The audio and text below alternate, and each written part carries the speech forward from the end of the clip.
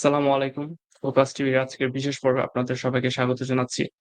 আমরা আজ এমন একজন আলোকিত মানুষের সাথে কথা বলবো যিনি নিজের মেধা, শ্রম আর প্রবাস জীবনের দীর্ঘ অভিজ্ঞতা দিয়ে সাফল্যের এক উজ্জ্বল দৃষ্টান্ত স্থাপন করেছেন। আমাদের আজকের অতিথি একজন সফল প্রবাসী যিনি বহু বছর ধরে আমেরিকা নিউ ইয়র্কে বসবাস করছেন, যার নাম হচ্ছে আলী হায়দার। কেমন আছেন? ওয়ালাইকুম আসসালাম। আলহামদুলিল্লাহ, আমি ভালো আছি। ফোকাস টিভির মাধ্যমে দর্শকদের সাথে যুক্ত হতে পেরে আমারও খুব ভালো লাগছে। আপনার প্রতি আমাদের আন্তরিক শুভেচ্ছা। প্রথমে জানতে চাই আপনি কখন আমেরিকায় গিয়েছিলেন এবং আপনার সেই দীর্ঘ যাত্রার অভিজ্ঞতা কেমন ছিল? আহ, আমি 1990 সালে আমেরিকাতে আসি। তখন আমি চট্টগ্রাম বিশ্ববিদ্যালয়ে ফাইনাল ইয়ারে ছিলাম। ওখান থেকে ডাইভার্সিটি ভিসা লটারির প্রোগ্রামটা তখন চালু হয়েছে। যদিও ইনিশিয়ালি আমার বিশ্বাস হইতেছিল না যে এইরকম কোনো লটারিতে মানুষ আমেরিকা আসতে পারে। তখন আমাদের সবারই একটা স্কেপটিসিজম কাজ করতেছিল, কেউ এটা বিশ্বাস করতেছিল না। কিন্তু পরবর্তীতে যখন দেখলাম যে না, সত্যি এটা মানে ডাকছে, তখন আমি চিটাগাং ইউনিভার্সিটির শাহ আমানত হলে থাকি। তা আমরা মাঝে মাঝে ইয়ার সময় যখন উইকেন্ড হইতো আমরা চিটাগাং শহরে চলে যেতাম। আমি এরকম এক সময় শহরে গেছি একদিন উইকেন্ডে, পরে থাইকে গেলাম শহরে। আসার পরে শুনলাম যে আমার বাসা থেকে লোক পাঠাইছে যে আমার একটা চিঠি আসছে আমেরিকান এম্বাসি থেকে, ওই চিঠি আমাকে ছাড়া দিবেন, আমাকে যাইতে হবে। পরে গেলাম কুমিল্লাতে ব্যাক করে, যাইয়া পোস্টমাস্টারের কাছে গেলাম। যাওয়ার পরে সে বলল যে হ্যাঁ, এরকম চিঠি আছে। চিঠি দিল। দেওয়ার পরে দেখি যে আমেরিকান এম্বাসি থেকে ভিসার জন্য কল করছে। তখন বিশ্বাস হইলো যে অ্যাকচুয়ালি এই ডাইভার্সিটি ভিসা লটারি প্রোগ্রামে মানুষ ভিসা মানে পাবে বা পাইতেছে। এরপরে ওয়েট করতে হইলো কিছুদিন, আরও ৩-৪ মাস। পরে লাস্টে দিয়ে যখন ভিসা পাইলাম আমি 1990 সালের নভেম্বরে আমি আমেরিকা আসি। সো ওই সময়ে বাংলাদেশি এত বেশি ছিল 1990 না। সালের নভেম্বরে। 1990 সালের নভেম্বরে। আর এখন প্রায় হইল ৩০-৩৫ বছর। ৩৫ বছর পরে। ৩৫ হ্যাঁ, বছর। এইরকম একটা কনকনে ঠান্ডার দিন ছিল। এবং আমার এখনো ভিভিডলি মনে আছে যে আমরা আইসা নামছি, টিপ টিপ বৃষ্টি হইতেছে এবং অনেক ঠান্ডা। আর ওই ভ্যানওয়াইক এক্সপ্রেসওয়ে দিয়ে আসার সময় দেখলাম যে এত ট্রাফিক। এবং এটা সবসময় আমার এখনো মনে হয় যখনই ভ্যানওয়াইক এক্সপ্রেসওয়েতে যাই, এখনো দেখি এয়ারপোর্টে কেউ আনতে গেলে বা দিতে গেলে অসম্ভব ট্রাফিক। আমি মনে যে ওই যে আমরা ৩৫ বছর আগে যে ট্রাফিক দেখছি, আমার মনে হয় না কোনো ট্রাফিক কমছে বলে। একেবারে ওই রকম জ্যাম সব সময় থাকে। এই আর কি। হতে ওখানে আসলাম আমরা যখন 90-তে, তখন অ্যাকচুয়ালি গালফ ওয়ার শুরু হয়। কারণ 90 আগস্টের দিকে সাদ্দাম হোসেন কুয়েত দখল করছিল। তখন একটা স্ট্যান্ড স্টিল অবস্থানে আমেরিকা অপারেশন ডেজার্ট স্টর্ম করবে, এরকম অবস্থায় সব আমেরিকার সোলজাররাও সৌদি আরবে, কুয়েত অলরেডি দখল করা ইরাকের। এই সময় আমরা আমেরিকাতে আসলাম। আসার কিছুদিন পরেই ফুল প্রেজেন্ট যুদ্ধ লেগে গেল। এই যুদ্ধের কারণে আমেরিকার ইকোনমি তখন জর্জ বুশ সিনিয়র ছিল। ইট ওয়াজ ভেরি ডিফিকাল্ট টাইম। এখানে কোনো জব নাই, কোনো কিছু নাই, খুবই খারাপ অবস্থা ছিল। সো আর বাঙালিও কম ছিল, যার কারণে এটা কি হেল্প আপনি পাওয়া। যাওয়ার পর? না, আমরা যখন আসলাম এ আমেরিকাতে আচ্ছা, আচ্ছা। হ্যাঁ, তখনই 2 মাস পরে যুদ্ধ লেগে গেল, ওই গালফ ওয়ার। আচ্ছা। ওই গালফ ওয়ার কারণে আমেরিকার ইকোনমি খুবই খারাপ হয়ে গেল। এবং এখানে কোনো জবের বাজার এত খারাপ ছিল, নিউ ইয়র্ক সিটিতে কোনো ধরনের জবই পাওয়া যাইতেছিল না। সো যার কারণে বাঙালিও তখন এইরকম, এখন যেরকম বাঙালি আছে, যেরকম হেল্প পাওয়া যায়, তখন তার এত বাঙালি ছিল না, এত হেল্প ছিল না। এই যে আমার মনে আছে আমি উঠছিলাম জামাইকাতে, এই যে হিল সাইড অ্যাভিনিউ 168, এই এলাকাটা। বিশ্বাস করবেন কিনা, এখন কেউ বললে বিশ্বাস করবে না, এখানে একটা বাঙালি দোকান ছিল না, নট এ সিঙ্গেল ওয়ান। আর এখন পুরা নট 168, 169, আমার মনে হয় 200 স্ট্রিট হইতে আরম্ভ কইরা সাটফিন বুলুবার্ড এদিকে লইয়া যত আছে সবই বাঙালিদের ব্যবসা এবং বাঙালিদের দোকানপাট। চিন্তা করেন এখন আমরা কোন পর্যায়ে গেছি আর তখন কি খারাপ অবস্থা ছিল। সো ওইখান থেকে আসলাম। পরে বিভিন্ন অড জব করলাম। পরে দেখলাম যে এখানে তেমন একটা ভালো করা যাইতেছে না।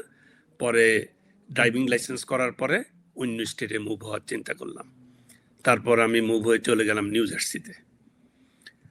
এখন যে আটলান্টিক সিটি আছে, আটলান্টিক সিটির কাছেই একটা সিটি, নাম হইল প্লেজেন্টভিল। তখন প্লেজেন্টভিলে গেলাম, ওখানে একটা জব হইলো। ওখান থেকে শুরু হইলো আর কি আমার আমেরিকার অ্যাকচুয়ালি জীবন। তারপরে তো অনেক চড়াই উতরাই পার হয়ে আবার নিউ ইয়র্কে আসলাম। এখন আবার নিউ ইয়র্কে আছি। আচ্ছা, এই আপনার ৩০-৩৫ বছরের যে প্রবাস জীবন, এইটার একটা সংক্ষিপ্ত সারাংশ বা কিছু ইন্টারেস্টিং ঘটনা যদি আমাদের সাথে শেয়ার করতেন, আসলে যেগুলো আসলে সিগনিফিক্যান্ট আর কি আপনার লাইফে হ্যাঁ, এই টাইপের। অনেক ইন্টারেস্টিং ঘটনা আছে। এর মধ্যে সবচেয়ে মানে মাইল ফলকের মতো যেমন আমেরিকা আসা, ওই দিনটা তো ভোলা যাবে না যখন আসলাম, সেই ৩৫ বছর আগে। তারপরে নিউ ইয়র্কের থেকে যখন নিউ জার্সিতে মুভ হয়ে গেলাম, আবার নিউ জার্সি থেকে যখন আসলাম, তারপরে যখন সরকারি চাকরিতে ঢুকলাম, এখানে সরকারি চাকরি হইলো। এগুলি অনেক মেমোরেবল মোমেন্ট আছে। তবে আমি একটা কথা বলি যে যখন আমি নিউ ইয়র্কে সরকারি চাকরিতে ঢুকার জন্য আমার এক বন্ধু, তখন আমি নিউ জার্সিতে থাকি, বলছি তো প্রথম দিকেই আমি সেখান থেকে ড্রাইভিং লাইসেন্স হওয়ার পরে আমি নিউ জার্সিতে মুভ হয়ে গেলাম। ওখানে জব নিলাম। জব নেওয়ার পরে ওখানে মোটামুটি সেটেলের মতোই হইলাম, যে ভালোই আছি সব কিছু মিলাইয়া। তখন এখানে আমার এক পারিবারিক বড় ভাই এবং এক বন্ধু, ওরা সরকারি চাকরিতে তেমন কোনো লোক ছিল না। নিউ ইয়র্ক সিটিতে সাবওয়ে তো তেমন কোনো বাঙালি ছিল না, খুব হাতে গোনা অল্প ২-৪ জন ছিল। তখন ওরা বলল যে এখানে স্টেশন এজেন্টের জন্য সার্কুলার দিছে, তুমি কি অ্যাপ্লাই করবা কিনা। তারা ওই সময় সব তারা ওই সময় তারা ওই সময় সবকিছু খোঁজ খবর রাখতো। যখন আমাকে বলার পরে আমি অ্যাপ্লাই করলাম। এরপরে ৩-৪ মাস পরে, ৫-৬ মাস পরে, খুবই দীর্ঘসূত্রিতা সরকারি চাকরির প্রতিটা স্টেপে। ৬ মাস বা ৭ মাস পরে যখন পরীক্ষার সময় আসলো, পরীক্ষা দিলাম। পরীক্ষার পর তো রেজাল্টের তো আর কোনো নাম নিশানা নাই। এরপরে ১ বছর পরে, ১.৫ বছর পরে রেজাল্ট দিল।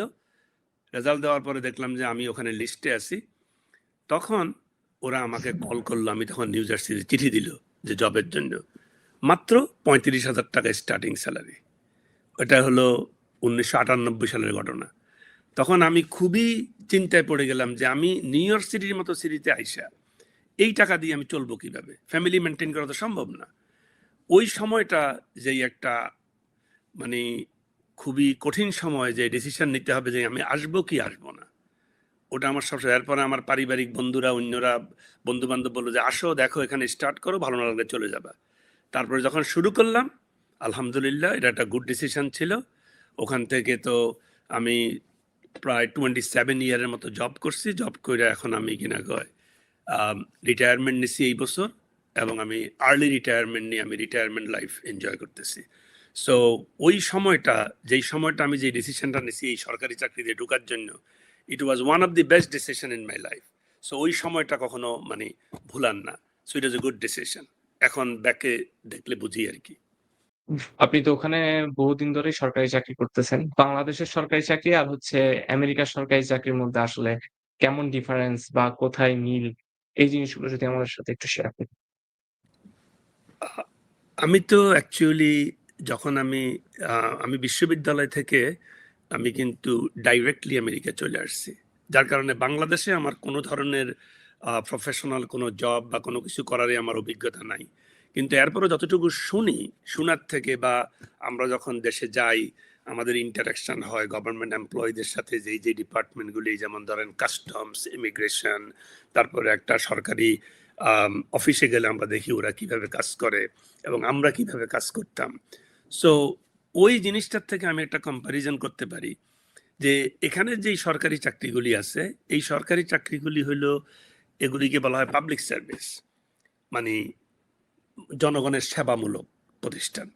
এখানে প্রতিটা সরকারি চাকরির প্রতিটা পজিশন, প্রতিটা ডিপার্টমেন্ট এইভাবে অর্গানাইজ করা যে এরা জনগণকে সেবা দিবে। যেমন আমি একটা কথা বলি, আপনি বাংলাদেশে যে কোনো একটা সরকারি দপ্তরে যান, যাইয়া বলেন, আপনার অভিজ্ঞতা আছে কিনা জানি না, আমার অভিজ্ঞতা আছে, যান, যাইয়া বলেন যে ভাই আমি এই কাজটা করতে আসছি। ওরা বললো যে এটা এখন হবে না, আপনি অমুকের কাছে যান। অমুক এটা করবে, আপনি আরেকজনের কাছে যান। আপনি আরেকজনের কাছে গেলে ও বললো যে ভাই আমার দ্বারা তো হবে না এটা, আপনি কালকে আসেন। এরপরে শেষ কথা হইলো এখন কম্পিউটার সিস্টেম করছে বাংলাদেশে, খুবই ফলাও করে বলতেছে যে আমরা সব কম্পিউটারাইজ করে ফেলতেছি, এখন সবকিছু জনগণ সেবা পাবে। কিন্তু দেখেন এই কম্পিউটারাইজ সেবাগুলি নিতে গেলে যখন কম্পিউটারে ঢুকবেন বলবে যে আপনি এখান থেকে পারবেন না, যাইয়া অফিস থেকে ওটিপি আনতে হবে। অফিসে গেলে সে বলবে কি, ভাইয়া আমাদের কম্পিউটার সার্ভার ডাউন, আজকে কালকে আসেন। কালকে গেলে বলবে যে কালকেও সার্ভার ডাউন। বিকজ আপনি যদি ওই ঘুষটা না দেন, ওই টাকা না দেন, তাহলে কাজ হবে না। আর অন দি আদার হ্যান্ড এখানে দেখেন, আমি সরকারি চাকরি করছি, আমি কাজ করছি নিউ ইয়র্ক সিটি ট্রানজিটে, ট্রান্সপোর্টেশনে, যে সাবওয়ে আছে নিউ ইয়র্ক সিটিতে। এখানে দেখেন, যদি কোনো একটা মানুষ কোনো একটা সমস্যা নিয়ে আসে, সে যদি পাবলিক হয়, যদি একজন কর্মকর্তা এবং কর্মচারী যাকেই বলে যে আমার এই অসুবিধা, তাকে রাইট ওয়েতে তাকে অ্যাটেন্ড করা হবে, তাকে সেই সার্ভিসটা দেওয়া হবে। আমি ছোট্ট একটা উদাহরণ দেই। ধরেন আপনি সাবওয়েতে যাইতেছেন, আপনি এই টোকেন বুথে যাওয়ার পরে আপনি বললেন যে আমি ভালো ফিল করতেছি না, আমি এখন অসুস্থ বোধ করতেছি। ওরা আপনাকে বলবে যে do you want any medical help. As soon আপনি বলবেন যে আমি মেডিকেল অ্যাসিস্ট্যান্ট চাই, সে রাইট ওয়েতে তার ঊর্ধ্বতন কর্তৃপক্ষকে বা যেখানেই হোক সে জানাবে যে আমাদের এখানে একজন সিক প্যাসেঞ্জার আছে, উই নিড হেল্প। রাইট ওয়েতে অ্যাম্বুলেন্স আসবে, আপনাকে হেল্প দেবে। সো দেখেন জিনিসটা কত, এরা সেবা দেওয়ার জন্য আছে মানুষকে। আর বাংলাদেশে অন দি আদার হ্যান্ড আপনি যান, আপনাকে শুধু হয়রানি করবে। সো এতটুকুই আমি কম্প্যারিজন বলতে পারি যে এখানের সরকারি চাকরিগুলি সরকার এটা বানাইছে সরকারি খরচে, জনগণের ট্যাক্সের টাকায়, এরা রিয়েলি মানুষকে সেবা দেওয়ার চেষ্টা করে। হ্যাঁ, দুই একটা ব্যতিক্রম থাকতেই পারে, আমার এবং আপনার কিনা কোনো খারাপ অভিজ্ঞতা, বাট ওভারঅল এখানে মানে ভালো সার্ভিস দেওয়ার চেষ্টা করে, মানুষকে সেবা করার চেষ্টা করে। এটাই আমি দেখি কম্প্যারিজনটা। হ্যাঁ, অবশ্যই ২-১ টা এক্সেপশন অবশ্যই থাকতে পারে। সেটা বাংলাদেশের ক্ষেত্রেও, আমেরিকার ক্ষেত্রেও। তো হুম, মাঝে মধ্যে বাংলাদেশেও দেখা যায় বিভিন্ন জায়গায় ভালো সেবাও পাওয়া যায়। আ তাই আর কি। উল্টোটাও হচ্ছে সঠিক। এই যেমন আরকি। বাংলাদেশের সেবাটা যেমন এক্সেপশনাল, আর এখানে সেবা না হুম, পাওয়াটা হলো exceptional. Exceptional right. That's right. আচ্ছা। আচ্ছা, আমরা আমাদের পরের প্রশ্নে চলে যাই। আপনি তো হচ্ছে বহুদিন ধরেই নিউ ইয়র্কে থাকেন। সেখানকার জীবনযাত্রা, সংস্কৃতি এবং মানুষের দৈনন্দিন জীবন নিয়ে যদি আমাদেরকে কিছু সংক্ষেপে বলতেন। আমি আসলে আমার বেশিরভাগ সময় নিউ ইয়র্কের, আমি কুইন্সে থাকার আমার সৌভাগ্য হয়েছে। সো প্রথম দিকে যখন আমি আসছি আমেরিকাতে তখন ছিলাম জামাইকাতে। পরে যখন আমি আবার সেকেন্ড টাইম ব্যাক করে নিউ ইয়র্কে আসি এই জব নিয়ে, সরকারি চাকরি নিয়ে, তখন আমি বেশিরভাগ সময় কাটাইছি অ্যাকচুয়ালি উড সাইডে। সো আমি কুইন সম্বন্ধে বলতে পারি যে উড সাইডে বলেন আপনি আর জামাইকাতে বলেন, যেখানেই বলেন, এখন আমরা বাঙালি কমিউনিটিটা এমন একটা পর্যায়ে গ্রো হয়েছে যে আপনার নিত্য নৈমিত্তিক যত মানে খাদ্যদ্রব্য, বাজার, তারপরে জামা কাপড়, সবকিছু আপনি হাতের কাছে। আমি যেমন জ্যাকসন হাইট আমার কাছ থেকে ওয়াকিং ডিস্টেন্স, ড্রাইভ করলে জাস্ট 5 মিনিটে আমি জ্যাকসন হাইট যাইতে পারি। যে কোনো কিছু দরকার হইলে, যদি কেউ যদি এখন যদি রান্না করতে ভালো না লাগে বাসায় বাঙালিদের মধ্যে, তারা যদি মনে করে একটা রেস্টুরেন্ট থেকে আইসে আজকে লাঞ্চ খাবে বা ডিনার খাবে, এটা পসিবল। কিন্তু একটা পর্যায়ে আমরা যখন আসছি, তখন আমি তো বললাম আপনারে যে সেই জামাইকা স্ট্রিপে একটা বাঙালি দোকান ছিল না। জ্যাকসন হাইটে একটা বাঙালি দোকান ছিল ওই সময়, আর অ্যাস্টোরিয়াতে ২-১টা ছিল। আর আমার জানা মতে ব্রুকলিনের চার্চ ম্যাকডোনাল্ড মোটামুটি ভালো মানুষজন এবং ভালো দোকানপাট ছিল। কিন্তু এখন দেখেন, আমরা নিউ ইয়র্কে আসি, আমাদের আম, যে কোনো আম, সাংস্কৃতিক যে কোনো অনুষ্ঠান, যেমন পহেলা বৈশাখ বলেন, তারপরে বিজয় দিবস বলেন, শহীদ দিবস বলেন, যে কোনো সময় একটা গ্যাদারিং হইতেছে, আমরা যাইতে পারতেছি। তারপরে খাওয়া দাওয়ার কথা বলেন, যেটা ইচ্ছা বাংলাদেশের, আপনি যেই কোনো রকমের ভর্তা খাইতে চান, আপনার বানাইতে হবে না, শুধু একটা স্টোরে যাবেন, যাই ওই ভর্তাটা নিয়ে আসতে পারবেন। সেই জন্য আর এখানে সব ধর্মাবলম্বীদের জন্যই অ্যাকচুয়ালি উপাসনালয় এখানে আশেপাশে আছে। সবার নিজস্ব উদ্যোগে সবাই বানাইছে, এবং ইট is a great like achievement যে আমরা মসজিদে যাইতে চাই, মন্দিরে যাইতে চাই, যে যেখানে যাইতে চাই, আমাদের হাতের কাছে আছে। আমাদের ছেলে মেয়েদেরকে আমরা যদি বাংলা শিখাইতে চাই, যদিও খুব রেয়ার ২-৪ জন শিখাইতে চায়, সেটাও আমরা পারতেছি। সো আমি বলতেছি যে আমাদের কৃষ্টি, আমাদের মানে ঐতিহ্য, আমাদের খাদ্যদ্রব্য, আমাদের চলাফেরা, আমরা সব এখানে নিউ ইয়র্কে সুন্দর মতো আমরা করতে পারতেছি। এটা আসলে আল্লাহর কাছে হাজার শুকর এই জন্য। আচ্ছা, বাঙালি কমিউনিটি আসলে বড় হওয়ার কারণে বাংলাদেশী যে কালচারটা বা বাংলাদেশের মানে ওভারঅল ফিলটা হচ্ছে একটা বাংলাদেশের তাই। সমাজের মতোই হুম। পান আপনারা। এবং আমরা খুব কমফোর্টেবলি আছি এখানে নিউ ইয়র্কে, আলহামদুলিল্লাহ। জি। আচ্ছা। আচ্ছা, আমরা তো কিছুক্ষণ আগেই জানলাম হচ্ছে আপনি আপাতত রিটায়ারমেন্টে আছেন। যদি আপনি কিছু করে থাকেন এই রিটায়ারমেন্টের মধ্যে বা আপনার সময় পাস করার জন্য আপনি কি করছেন এই বিষয়ে অথবা হচ্ছে আপনি চাকরিকেই কেন বেছে নিলেন আমেরিকা গিয়ে? এসব বিষয়ে যদি আমাদেরকে একটু জানাতেন। অ্যাকচুয়ালি আমি আ রিটায়ার করছি ফেব্রুয়ারিতে। যদিও আমেরিকাতে রিটায়ারমেন্টের বয়স হলো 62, মানে সোশ্যাল সিকিউরিটি কালেক্ট করা এবং মিনিমাম 62, এবং ফুল রিটায়ারমেন্ট হলো 65 বা তার উপরে। কিন্তু সরকারি চাকরিতে একটা সুযোগ আছে যে যদি কেউ সরকারি চাকরি করে, বিভিন্ন চাকরিতে বিভিন্ন এই 62 মানে বাইরেও একটা রিটায়ারমেন্টের এইজ থাকে। যেমন আপনি যদি পুলিশ, ফায়ার, তারপরে স্যানিটেশন, সিটির এইসব ডিপার্টমেন্টে কাজ করেন, বয়স যাই হোক, যদি ২০ বছর চাকরি হয় তাহলে আপনি রিটায়ারমেন্ট নিতে পারেন। দেখেন, আমরা এই ইনফরমেশনগুলি যখন আমরা প্রথম আসছি এই দেশে, তখন আমাদের কাছে ছিল না। সো এখন আমাদের বিভিন্ন পেশাজীবী সংগঠন, বিভিন্ন আঞ্চলিক সংগঠনের মাধ্যমে অনেক ধরনের সেমিনার, সিম্পোজিয়াম করা হয় মানুষকে ইনফরমেশন দেওয়ার জন্য। তারপরে বিভিন্ন টিভি চ্যানেল আছে, যেমন আপনারাও এর মধ্যে একটা। আপনারা বিভিন্ন ধরনের প্রোগ্রাম করেন, বিভিন্ন ধরনের ইনফরমেশন মানুষকে কিনা দেন, যেই জিনিসগুলি পাওয়ার পরে মানুষ অনেক উপকৃত হইতেছে এবং ভবিষ্যতে আরো উপকৃত হবে।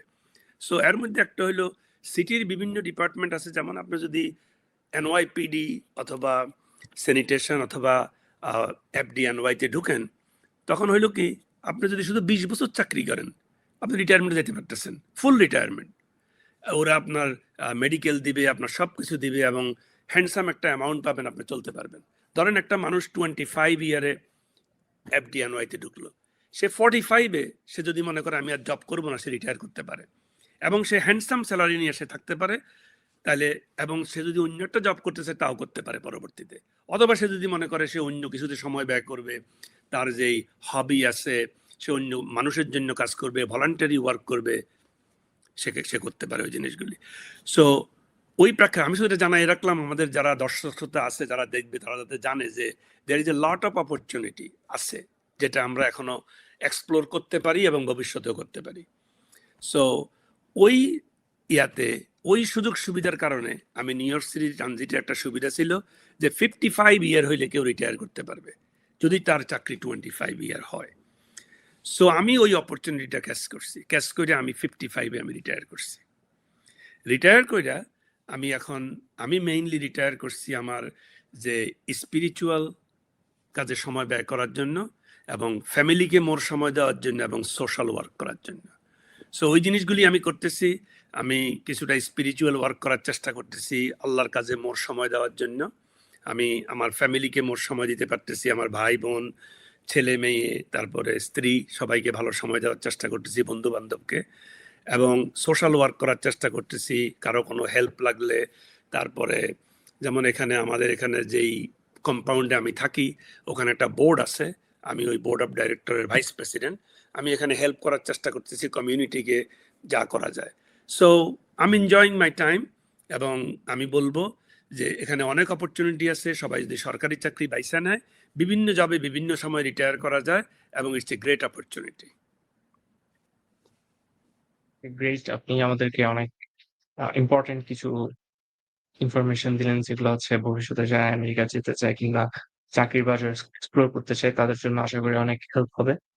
সো এই চাকরির বাজার সম্পর্কে যদি আমরা আরো কিছু ইনফরমেশন পাই তাহলে আরো বেটার হতো। লাইক নিউ ইয়র্কে চাকরির বাজার কেমন, কোন ধরনের কাজ পাওয়া যায় বা কি ধরনের আয় করা যায়, এইসব বিষয়ে যদি আমাদের আমেরিকা আসলে ল্যান্ড অফ অপরচুনিটি। এখানে অনেক ধরনের অপরচুনিটি আছে। আর অনেকে বলে যে অনেক বাঙালি হয়ে গেছে বা অনেক বাঙালি হয়ে গেছে। এখানে বাঙালি এখনো ইন্ডিয়ান এবং চাইনিজদের তুলনায় অপ্রতুল। আমাদের এখনো এখানে a lot of room to improve. আমরা যদি আরো বাংলাদেশিও আসে, আমাদেরকে ওয়েলকাম করা উচিত। এবং আমরা একটা জিনিস বাঙালিদের মধ্যে ঐক্যের অভাব। ওই জিনিসটা আমরা যদি এই দেশে আইসা যদি আমরা এখান থেকে এদের কিছু জিনিস শিখতে পারি, কিছু আমরা যদি ঐক্যবদ্ধভাবে থাকতে পারি, আমরা অনেক ভালো কিছু করতে পারবো। এবং এখানে অনেক জব আছে। আম, এখন নিউ ইয়র্ক সিটি এবং অন্যান্য সিটি বলতে সারা আমেরিকাতেই অপরচুনিটি আছে, কিন্তু এক এক জায়গায় এক এক রকম। যেমন নিউ ইয়র্কে একটা ছোট্ট জায়গার মধ্যে অনেক মানুষ হওয়াতে এখানে স্টক মার্কেট আছে, এখানে অনেক কিছু আছে, যার কারণে এখানে জবের অপরচুনিটি অনেক বেশি। যেমন আপনি যদি নিউ জার্সি যান, আপনি যদি ওহাইও যান, ওখানেও অপরচুনিটি আছে, কিন্তু ওখানে আপনি দেখতে পাবেন কত লোক সংখ্যা, এবং এই লোক সংখ্যার জন্য কি পরিমাণ সেবামূলক প্রতিষ্ঠান আছে, কি পরিমাণ জব আছে তা দেখতে হবে। কিন্তু এখানে দেখেন 8 মিলিয়ন লোক অত্যন্ত ছোট্ট একটা জায়গার মধ্যে, যার কারণে এখানে এত অপরচুনিটি। এখানে আপনি যদি চান মিনিমাম ওয়েজেও চাকরি করতে পারেন, আবার আপনি যদি চান আপনি $1 মিলিয়ন ইনকাম করতে পারেন। যেমন অনেকে স্টক মার্কেটে চাকরি করে, বাঙালিও আছে, অন্যরা তো আছেই। এখন বাংলাদেশিরা এমন কোনো সেক্টর নাই নিউ ইয়র্ক সিটির যেখানে বাংলাদেশি নাই। এটাই হলো আমাদের একটা মানে আশার বিষয়, যে বাঙালিরা অতি অল্প সময়ে অনেক দূর আগাই গেছে এবং অনেক ইমপ্রুভ করছে। আমরা যারা বাংলাদেশ থেকে ফার্স্ট জেনারেশন আসছি, এদের মধ্যেই সবাই দেখা গেছে যে এমন কোনো ডিপার্টমেন্ট নাই নিউ ইয়র্ক সিটিতে যেখানে আপনি বাঙালি পাবেন না। বলেন আপনি ডিওটি, বলেন আপনি new York city, stock market, MTA, NYPD, everywhere. এবং সব জায়গায় এখনো জবের অপরচুনিটি আছে। আর জব কখনোই ইজি ছিল না, আর এখনো ইজি না। আপনাকে কিছু কষ্ট করতে হবে, কিছু পড়ালেখা করতে হবে এই জবগুলি পাওয়ার জন্য। যেমন আপনি এনওয়াইপিডিতে ঢুকতে চান, নিউ ইয়র্ক সিটির ট্রানজিটে ঢুকতে চান, আপনি যেই সরকারি চাকরিগুলি আছে এগুলি সিভিল সার্ভিস। এই সিভিল সার্ভিস সময় সময় ওপেন করে। হয়তো আপনি আজকে যাইয়া খবর নিলেন যে এই চাকরিটা কি ওপেন নাকি, না, কিন্তু 1 সপ্তাহ পরে, 2 মাস পরে বা 1 বছর পরে হইলো এই চাকরিটা ওপেন হবে। বিকজ এগুলি হইলো মুভিং, মানুষ রিটায়ার করতেছে, মানুষ এক জায়গা থেকে অন্য জায়গায় চলে যাচ্ছে, যার কারণে জব সবসময় ওপেন হবে। সো ওই সময়ের জন্য আপনি খোঁজ নিতে থাকতে হবে, এবং যেই জবটাই বের হবে আপনাকে অ্যাপ্লাই করতে হবে, এবং একটু প্রিপারেশন নিয়ে পরীক্ষা দিতে হবে। আর সবচেয়ে ভালো জিনিস হলো আমাদের এখানের অনেক আঞ্চলিক সংগঠন, অনেক পেশাজীবী সংগঠন, অনেক ধরনের এইরকম পরীক্ষার জন্য হেল্প দেয়। আপনি তো নিশ্চয়ই দেখছেন এখানে যে নিউ ইয়র্ক সিটির ট্রানজিটেও বিভিন্ন পেশাজীবী সংগঠন আছে, তারাও অনেক ধরনের সেমিনার করে এবং ম্যাটেরিয়াল সাপ্লাই দেয় কিভাবে পরীক্ষায় ভালো করা যাবে। So it's a great opportunity. Job সবসময় আছে, সব সেক্টরেই ওপেন আছে, কম আর বেশি। এবং আমাদেরকে মানে প্রস্তুতি নিতে হবে এবং আমাদেরকে পরীক্ষা দিতে হবে, and we can do it. আচ্ছা, যারা নতুন আমেরিকায় আসতে চায় বা যারা চেষ্টা করতেছে, আপনার তাদের প্রতি কি কোনো পরামর্শ আছে যেগুলো আপনি আমাদের সাথে শেয়ার করতে চান?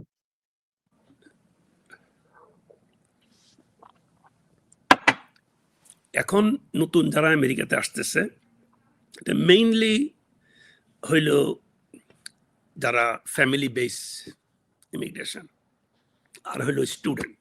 এই দুইটা হইল মেইন। আর অন্য ভিজিট ভিসা এসে থাকতেছে বা এগুলি খুবই সংখ্যা একেবারে কম।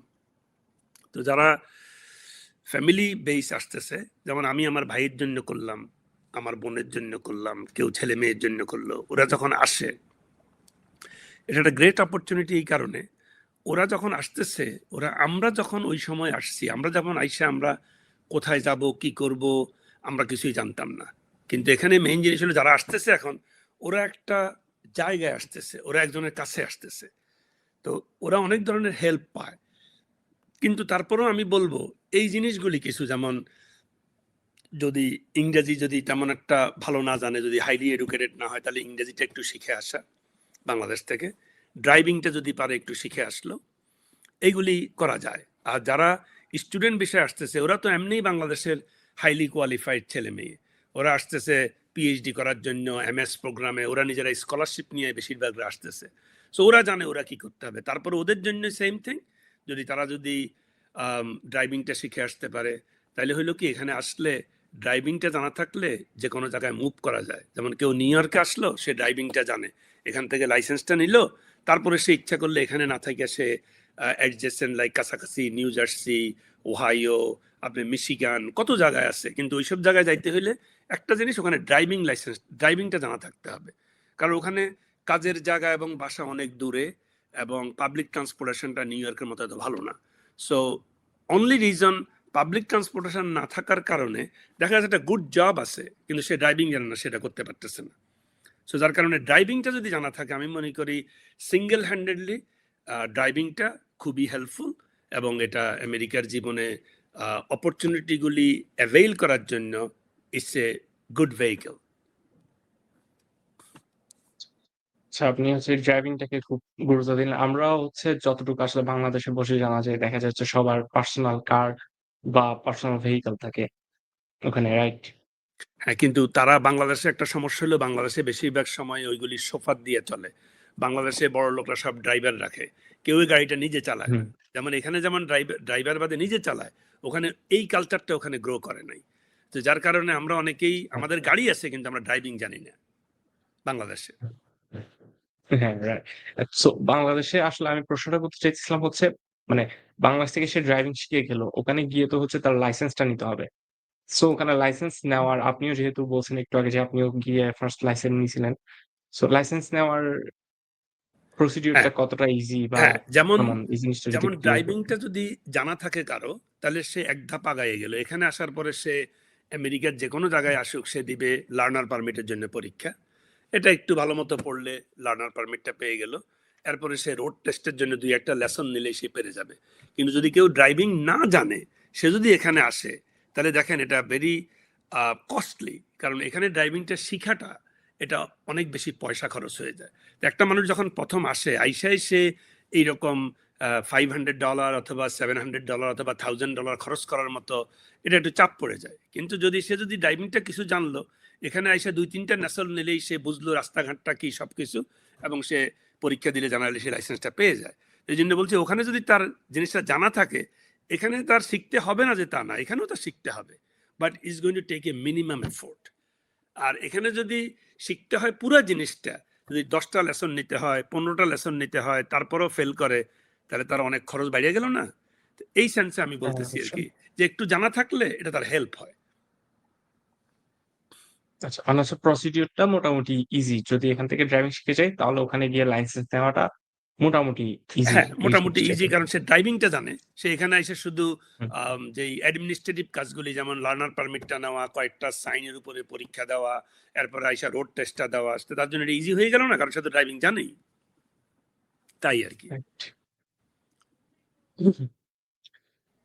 আচ্ছা, এরপর হচ্ছে আমাদের নেক্সট প্রশ্নে চলে যাই।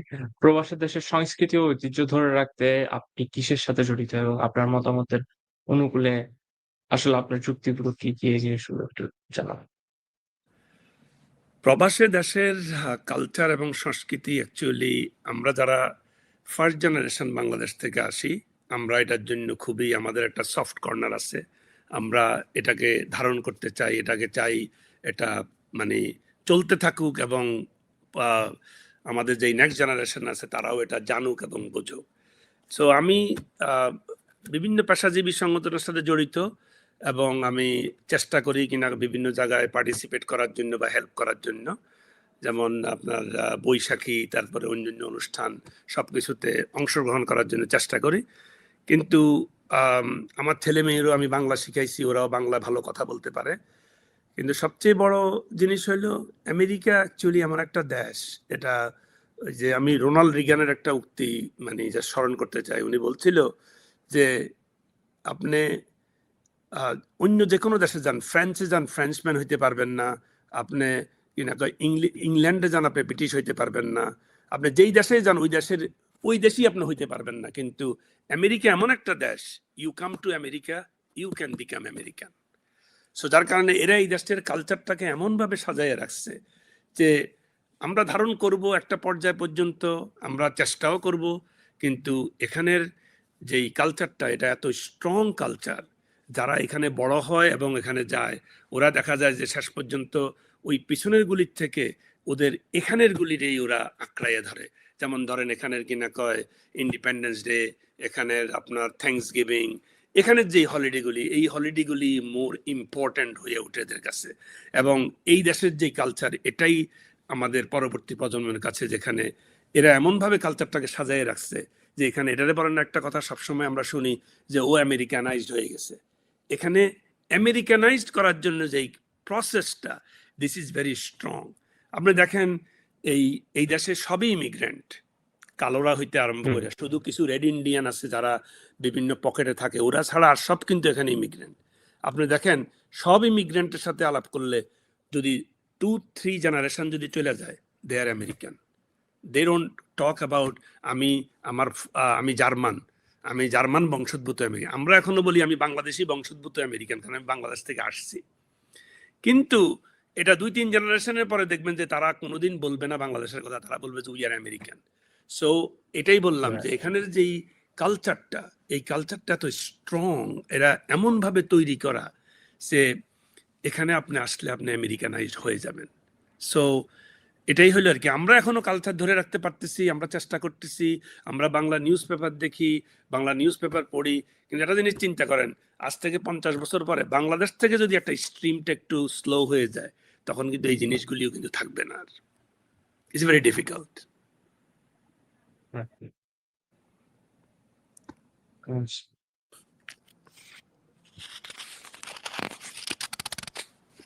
আচ্ছা, সবশেষে হচ্ছে আমাদের ফোকাস টিভি সম্পর্কে যদি আপনি কিছু বলতেন এবং এর উন্নতির জন্য আপনার যদি কোনো পরামর্শ থাকে সে বিষয়ে যদি আমাদের কিছু। ফোকাস টিভিকে অনেক অনেক ধন্যবাদ আমাকে এই ফোরামে সুযোগ দেওয়ার জন্য। আমি ফোকাস টিভির উত্তরোত্তর সফলতা ও সমৃদ্ধি কামনা করি, এবং ফোকাস টিভি যে মহতী উদ্যোগ নিয়ে দেশের এবং প্রবাসীদের জীবনযাত্রা, সাফল্য ও সংগ্রামের গল্প তুলে ধরছে, তা সত্যিই প্রশংসার যোগ্য। ইলেকট্রনিক মিডিয়া হিসাবে আপনারা প্রবাসীদের জন্য অত্যন্ত গুরুত্বপূর্ণ কাজ করতেছেন। প্রবাসীদের সফলতার পাশাপাশি তাদের সামাজিক ও পেশাগত অপরচুনিটিগুলো নিয়ে আরও বেশি অনুষ্ঠান করতে পারলে আমার মনে হয় ভালো হবে। এতে করে নতুন প্রবাসীরা আরও বেশি দিক নির্দেশনা পাবেন।